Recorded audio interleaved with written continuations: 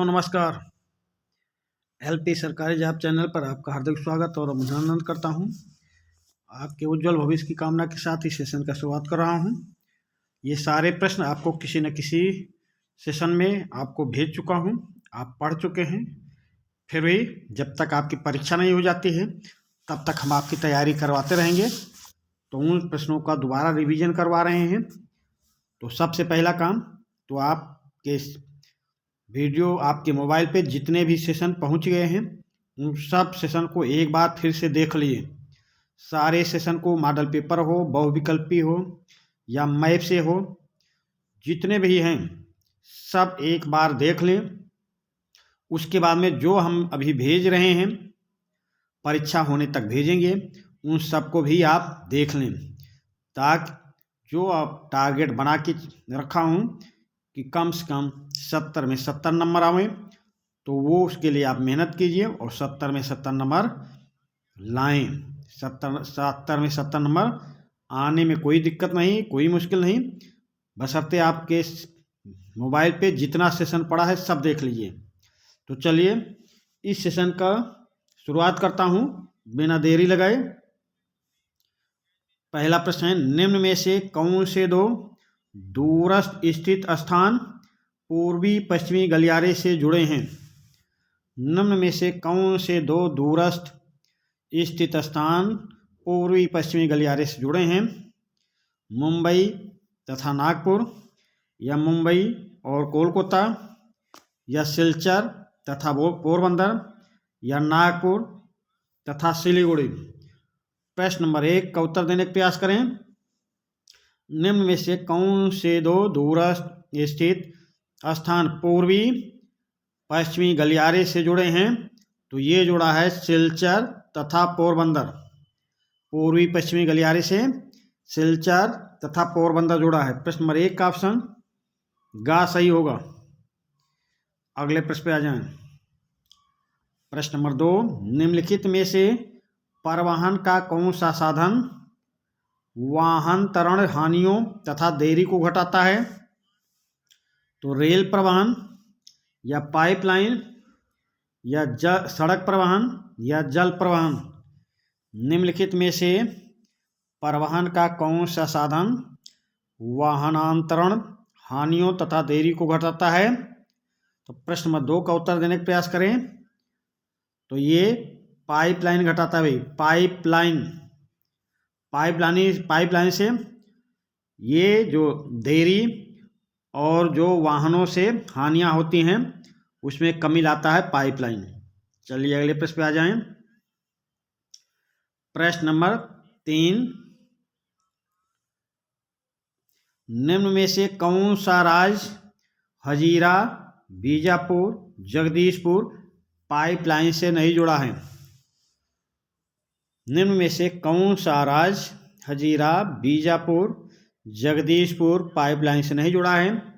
तो मध्य प्रदेश नहीं जुड़ा है, या गुजरात नहीं जुड़ा है, या महाराष्ट्र नहीं जुड़ा है, या उत्तर प्रदेश। तो देखिए भाई, ये गुजरात से महाराष्ट्र, गुजरात से मध्य प्रदेश होते हुए उत्तर प्रदेश चलाता है, और महाराष्ट्र गुजरात के दक्षिण में है, महाराष्ट्र इससे नहीं जुड़ा है। तो प्रश्न नंबर 3, निम्न में से कौन सा राज्य हजीरा, बीजापुर, जगदीशपुर पाइपलाइन से नहीं जुड़ा है? तो वो नहीं जुड़ा है महाराष्ट्र। प्रश्न नंबर 3 का ऑप्शन गा सही उत्तर हो जाएगा। अगले प्रश्न पे आ जाएं। प्रश्न नंबर 4, इनमें से कौन सा पत्तन पूर्वी तट पर स्थित है जो अंतःस्थलीय तथा अधिकतम गहराई का पत्तन है तथा पूर्ण सुरक्षित है? इनमें से कौन सा पत्तन पूर्वी तट पर स्थित है जो अंतःस्थलीय तथा अधिकतम गहराई का पत्तन है तथा पूर्ण सुरक्षित है? ये चेन्नई है, या तूतीकोरिन, या पारादीप, या विशाखापट्टनम। तो प्रश्न नंबर 4 का उत्तर देने का प्रयास करें भाई। तो अंतःस्थलीय तथा अधिकतम गहराई वाला पत्तन जो पूर्णतः सुरक्षित है वह है विशाखापट्टनम। प्रश्न नंबर 4 का ऑप्शन घ सही उत्तर होगा। अगले प्रश्न पे आ जाएं। प्रश्न नंबर 5, निम्न में से कौन सा परिवहन साधन भारत में प्रमुख साधन है? निम्नलिखित में से कौन सा परिवहन का साधन भारत में प्रमुख साधन है? ये पाइपलाइन है, या सड़क परिवहन है, या रेल परिवहन है, या वायु परिवहन है? प्रश्न नंबर 5 का उत्तर देने का प्रयास करें। निम्न में से कौन सा परिवहन का साधन भारत में प्रमुख साधन है? तो प्रमुख साधन के रूप में सड़क परिवहन है भाई, सड़क परिवहन। प्रश्न नंबर 5 का ऑप्शन ख सही उत्तर होगा। अगले प्रश्न पे आ जाएं। निम्न में से कौन सा शब्द दो या अधिक देशों के व्यापार को दर्शाता है? निम्न में से कौन सा शब्द दो या अधिक देशों के व्यापार को दर्शाता है? ये आंतरिक व्यापार है, या बाहरी व्यापार, या अंतर्राष्ट्रीय व्यापार, या स्थानीय व्यापार? तो दो या दो से अधिक देशों के व्यापार को दर्शाता है। प्रश्न नंबर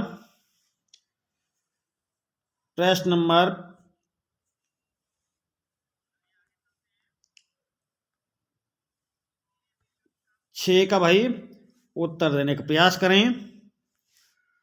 तो दो देशों के बीच जो व्यापार होगा वो व्यापार होगा अंतर्राष्ट्रीय व्यापार। प्रश्न नंबर 6 का ऑप्शन ग सही उत्तर होगा। अगले प्रश्न पे आ जाएं। प्रश्न नंबर 7, विश्व व्यापार संगठन की स्थापना कब हुई?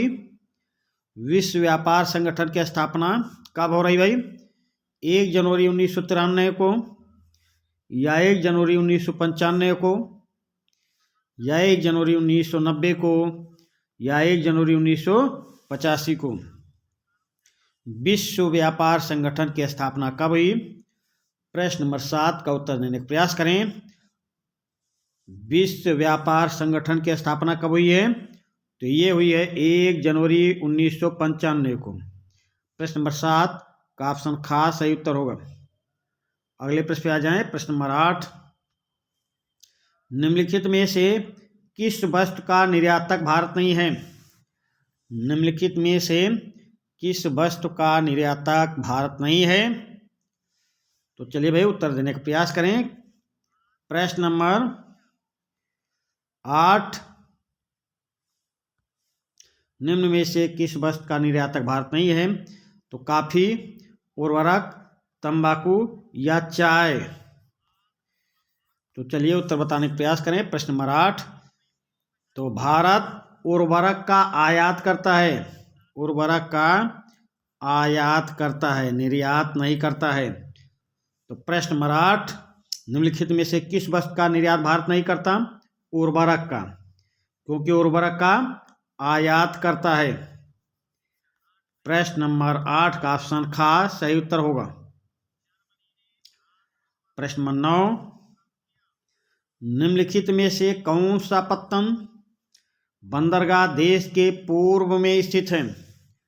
निम्नलिखित में से कौन सा पत्तन बंदरगाह देश के पूर्व में स्थित है? कांडला है, या कोच्चि है, या मुंबई है, या विशाखापट्टनम?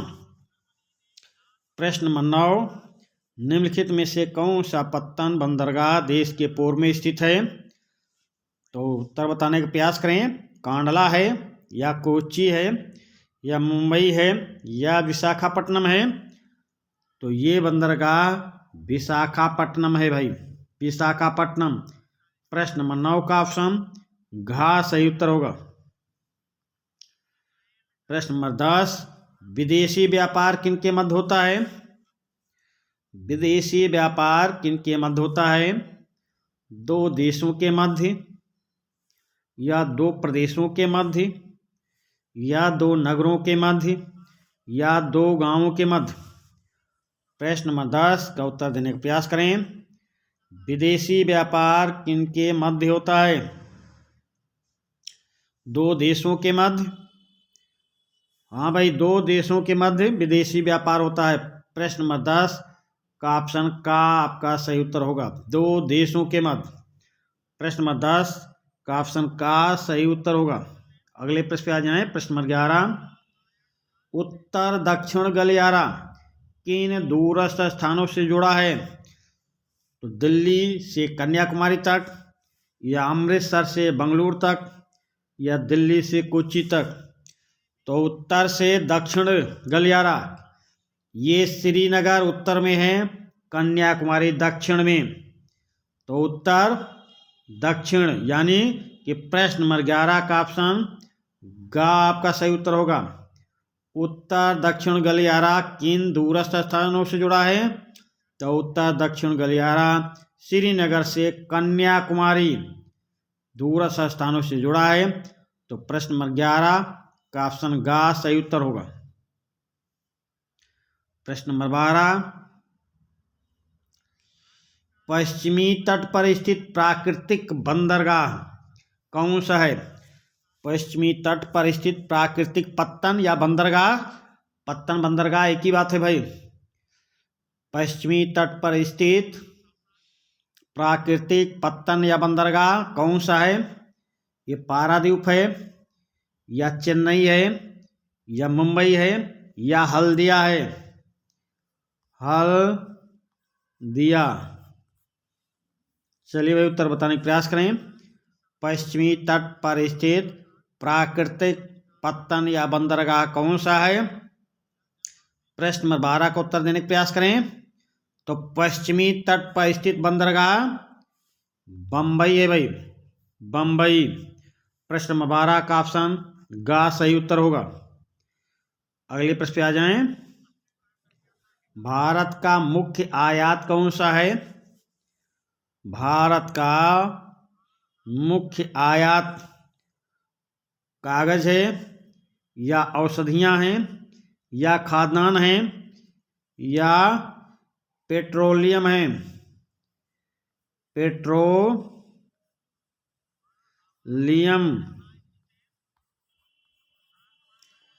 चलिए भाई उत्तर बताने का प्रयास करें। भारत के उत्तर पर्वतीय क्षेत्रों के लिए भारत का मुख्य आयात कौन सा है? कागज, औषधियां, खाद्यान्न, या पेट्रोलियम? तो ये भारत मुख्य रूप से पेट्रोल का आयात करता है, पेट्रोलियम। भारत मुख्य रूप से पेट्रोल का आयात करता है। तो प्रश्न नंबर 13 का ऑप्शन क्या सही होगा? ऑप्शन घ पेट्रोलियम। चलिए अगले प्रश्न पे आते हैं। प्रश्न नंबर 14, भारत के उत्तरी पर्वतीय क्षेत्रों के लिए परिवहन का सबसे बड़ा साधन कौन सा है? सबसे सुगम साधन, सुगम भाई, सबसे सुगम साधन कौन सा है? भारत के उत्तरी पर्वतीय क्षेत्रों के लिए परिवहन का सबसे सुगम साधन कौन सा है? तो वायु परिवहन है, या रेल परिवहन, या जल परिवहन, या सड़क परिवहन? तो भारत के उत्तरी पर्वतीय क्षेत्रों के लिए परिवहन का सबसे सुगम साधन वायु परिवहन है भाई। प्रश्न नंबर 14 का ऑप्शन का सही उत्तर होगा। प्रश्न नंबर 15, दक्षिण मध्य रेलवे का प्रधान कार्यालय कौन सा है? दक्षिण मध्य रेलवे का प्रधान कार्यालय कौन सा है? उत्तर बताने का प्रयास करें भाई। तो ये हैदराबाद है, या सिकंदराबाद, या चेन्नई, या कन्याकुमारी? प्रश्न नंबर 15 का उत्तर देने का प्रयास करें। दक्षिण मध्य रेलवे का प्रधान कार्यालय कौन सा है भाई? तो ये है सिकंदराबाद। और ये अगर सिकंदराबाद ऑप्शन में नहीं रहेगा तो चेन्नई पे लगा देना। सिकंदराबाद ऑप्शन में रहेगा तो चेन्नई पे नहीं जाना है, समझिए। तो दक्षिण मध्य रेलवे का प्रधान कार्यालय सिकंदराबाद रहेगा तो सिकंदराबाद, नहीं रहेगा तो चेन्नई। प्रश्न नंबर 15 का ऑप्शन खा सही उत्तर होगा। प्रश्न नंबर 16, वायु परिवहन का राष्ट्रीयकरण कब किया गया? 1853 में या 1863 में या 1953 में या 1963 में? चलिए भाई उत्तर देने का प्रयास करें। प्रश्न नंबर 16, वायु परिवहन का राष्ट्रीयकरण कब किया गया? तो वह भारत में वायु परिवहन का राष्ट्रीयकरण सन 1953 में किया गया भाई, 1953 में। प्रश्न नंबर 16 का ऑप्शन गा सही उत्तर होगा। अगले प्रश्न पे आ जाएं। पश्चिमी रेलवे का मुख्यालय स्थित है? पश्चिमी रेलवे का मुख्यालय स्थित है दिल्ली में या कोलकाता में या मुंबई में या अमृतसर में? प्रश्न नंबर 17 का उत्तर दें। पश्चिमी रेलवे का मुख्यालय कहाँ स्थित है? तो चलिए भाई हम आपका इसका उत्तर आपको बताते हैं। पश्चिमी रेलवे का मुख्यालय स्थित है बम्बई में भाई, बम्बई में। प्रश्न नंबर 17 का ऑप्शन गा सही उत्तर होगा। प्रश्न नंबर 18, सेवा क्षेत्र निम्नलिखित में से किस क्षेत्र से में सम्मिलित किया जाता है? सेवा क्षेत्र निम्नलिखित में से किस क्षेत्र में सम्मिलित किया जाता है? प्राथमिक क्षेत्र में या द्वितीय क्षेत्र में या तृतीय क्षेत्र में या इनमें से कोई नहीं? सेवा क्षेत्र निम्नलिखित में से किस क्षेत्र में सम्मिलित किया जाता है? तो प्राथमिक क्षेत्र में प्राकृतिक देन जो होती है वो प्राथमिक क्षेत्र से जो धंधा उद्योग धंधा करते हैं वो द्वितीय क्षेत्र में, और द्वितीय क्षेत्र से जो हम सेवा प्रदान करते हैं वो तृतीय क्षेत्र। तो यानी सेवा क्षेत्र किससे संबंधित हो गया? तृतीय क्षेत्र से भाई, सेवा क्षेत्र तृतीय क्षेत्र से। प्रश्न नंबर 18 का ऑप्शन गा सही उत्तर होगा। अगले प्रश्न पे आ जाएं। प्रश्न नंबर 19, दो राज्यों के बीच वस्तुओं का आदान प्रदान कहलाता है? क्या कहलाता भाई? दो राज्यों के बीच वस्तुओं का आदान प्रदान क्या कहलाता है? राष्ट्रीय व्यापार या अंतर्राष्ट्रीय व्यापार या आंतरिक व्यापार या वस्तु व्यापार? तो दो राज्यों के बीच व्यापार अंतर्राष्ट्रीय व्यापार नहीं भाई, राष्ट्रीय व्यापार कहलाएगा। दो देशों के बीच अंतर्राष्ट्रीय व्यापार, दो देशों के बीच अंतर्राष्ट्रीय व्यापार। और आपसे प्रश्न क्या पूछा गया है? दो राज्यों के बीच वस्तुओं का आदान प्रदान कहलाता है राष्ट्रीय व्यापार। चलिए अगले प्रश्न पे आ जाएं।